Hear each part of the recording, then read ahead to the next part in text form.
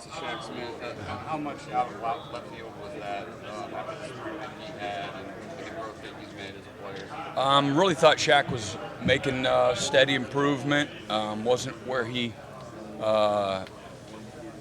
eventually would have been had he continued to play and stick around. But a little, I'm not going to lie, I was surprised. But and listen to Shaq explain, his situation and what he wanted for his future. He wasn't playing with the consistency or the confidence that really, he wanted to, and thought maybe a fresh start would help him. And so, you just kind of move on. Again, we didn't lose a lot of experience there. Although when you're investing in any player for a couple of years, when you have a program that is able to sustain at a high level consistently, that's one of the secret ingredients, so to speak, is just that development, things that are going on behind the scenes, so that when you lose players, you got guys, that are third and fourth and sometimes even fifth-year players that come out of nowhere and play at a really high level because they know what to do and they're confident and things of that nature. So, again, wish Shaq the best. He's gave us great leadership here. Just a great young guy that really and made a tremendous investment every day and really bought in completely and totally and was very supportive of guys playing in front of him. And I'm sure that was internally frustrating at times, but wish him nothing but the best. I would think, you lost a bunch of guys to the NFL. A lot of guys were concerned, but the fact that maybe your place is more comfortable in rebuilding this because you got a potential All-American defenseman at linebacker.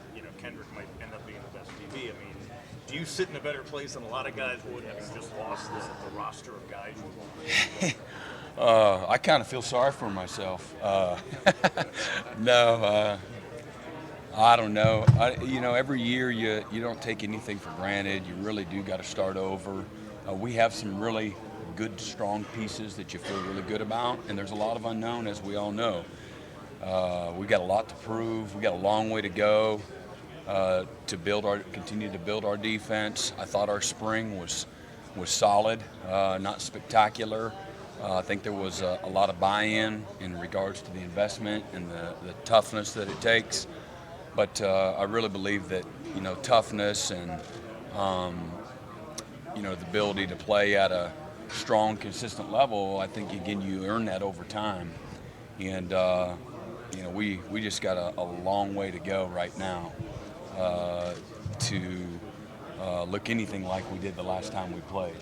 And you get to a point in camp where you start to maybe see that stepping through the threshold. Sure. Yeah, you see it. Yeah, you see it individually with, and really that's kind of where you put your focus. You put it in the inside drill and just looking for a little more cleanliness and a little more physicality. You put it in Skelly and you're looking at positioning and guys aggressively breaking on the ball and, just being sound. You look at it in a team standpoint and handling a tempo period.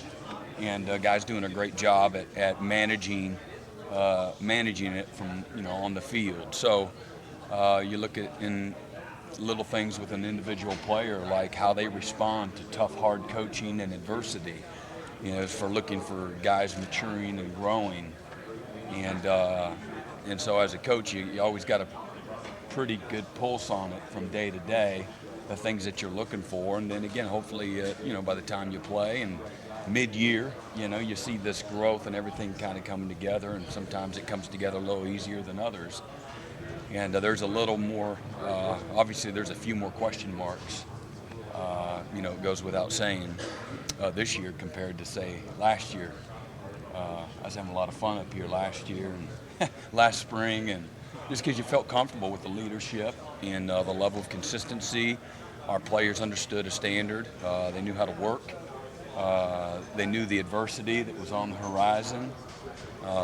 They had broad shoulders, man. They had that bring it, mentality, and but that's developed through time too. That's developed through experience. That's developed through time. That's developed through confidence. And the confidence comes from all of those, intangibles. A few years ago, you lost. You bet.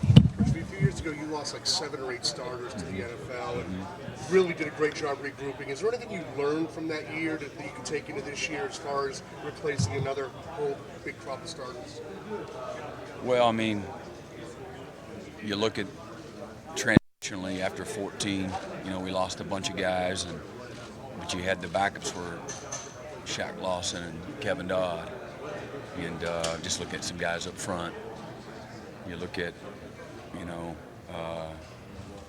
in 15 when we lost Dodd and Shaq and a number of other guys, we had Cleveland Ferrell's a young Studley freshman and Austin Bryant,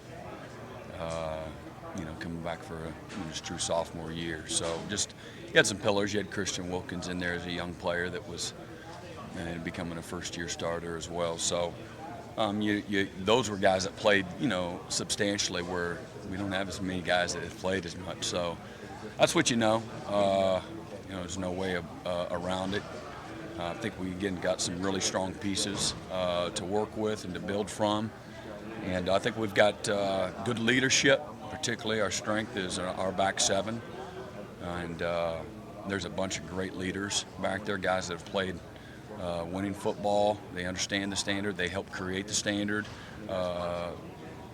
They help sustain the standard. And I'm not sure if we have an alpha dog up in our front seven. I don't think you necessarily need it. But it's got to be second nature. And there's just we got a lot to prove, up front. But like the group of guys that we got, I think we're a little deeper or more, a little bit more about us at defensive end. And we'll see how, Jordan and Niles are coming back from injuries. That's a lot of time off. And again, some of the young guys are going to have to come in and play a lot. You talk about iron sharpening iron all the time. Last year it was all about the offense going up against that defense every day in practice. Kind of the opposite this year, throwing those young guys in the fire against this offense. Yeah, we got beat up pretty good this spring. Big brother, little brother. No, our guys held their own. They did well. Offense is going to help us get better quickly. You got to show up every day. You get embarrassed, and they've got a mature physical mentality about them. I think that they strain our front and our front seven. You got to grow up quickly. Or practicing them be a lot of fun. So there's no question that they'll make us better, and they have up to this point. What's it like working with Todd Bates every day? Todd's always ready to go. He cares what you think. He's a pleaser. He's completely and totally invested in the moment, and he coaches with desperation, with intentionality, with purpose, and takes a lot of pride in his group and in his role, to help make us better. You had a lot of freshmen here last spring. Obviously, Tyler Davis, get to know Sheridan Jones. Who are some of the guys that have just gotten to campus that you're really excited about getting your hands on? All of them, I'll just check back here in a few weeks, to be honest with you. They got to all start over. You expect this growth to take place from where they ended the spring. I think exponentially it'll happen. I think they'll come back with a lot more confidence. They're working skills and drills 3 days a week, in the summertime, and I think they're in that film room almost every day, on their own. I think they had a great summer with player-led meetings and player-led practices. Feel really good about what looks like where they're at right now, and we got a hungry, group of guys that are really looking forward to their opportunity. But I think they also bring a sense of humility, that's refreshing as well. That they're willing to be coached, they want to be led. I think that's one of the best traits you can have as a young player or as an old player, is your willingness to be led, and that's going to help the growth process too. Just having that kind of maturity. Is the hunger the biggest positive about losing so many experienced veteran guys? Yeah, I don't know. I don't know I think that's a good quality to have, being hungry, without question. You know, Obviously, I you'd like don't to celebrate. have I don't Wilkins back. celebrate losing all those guys. Right. You know, I'm thinking about the best things about losing all those guys. You know, if you lose one guy, that's a great lead. You lose a Ben Boulware. You know, there's this. That's just part of it. You know, there's a natural void initially, and somebody else you make up for it in other ways. It may not be a loud alpha male. It might be just in different ways, and might be a collaborative effort. But that's the fun and the challenge of being in the college profession.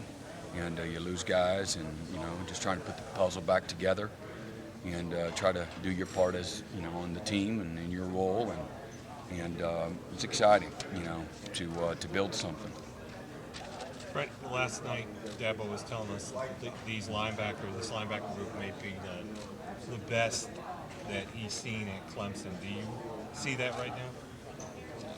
I mean, I really like the group. I think it'd be undervalued. I think they put a depth chart out. It's not real accurate right now, but for whatever reason. But it's not. We got depth.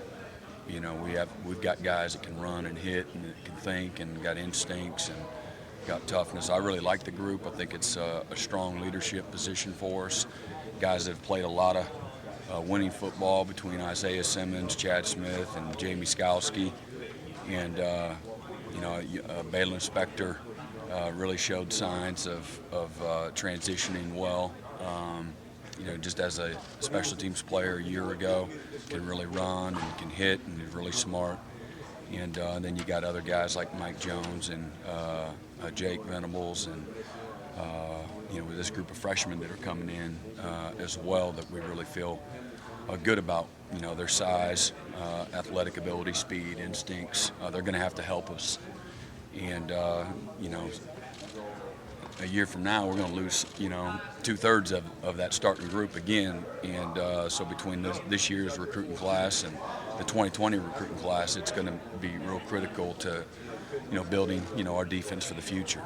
But this is a group of guys that I feel really good about. I don't really spend no time wondering if it's the best one we've had or things like that. You understand where your strengths are. You try to play to those strengths, try to protect your weaknesses, help guys grow up, really strain them, find out, what they're capable of, and develop them. And so I like the group of guys we got, though. Can you elaborate about the depth chart not being accurate?